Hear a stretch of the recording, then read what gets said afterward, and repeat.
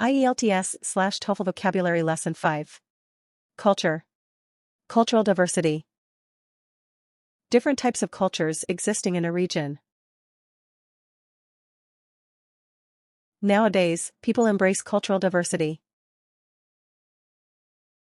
Discrimination. Giving less importance to a person or a group. We must end discrimination of all forms to grow. Culture diffusion. The spread of one's culture's practices, beliefs, and items. In Western countries, you could witness culture diffusion. The fabric of society. The relationships we build with one another.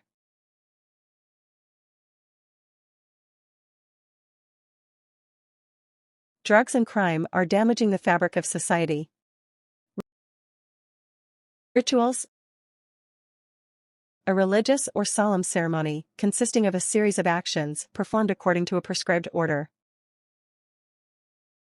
Every religion has their own rituals. Cultural norms. A societal rule, value, or standard that recognizes certain behaviors as appropriate. We must follow cultural norms to survive in this society. Do you know the meaning of values? Tell us in the comments below. Quick revision.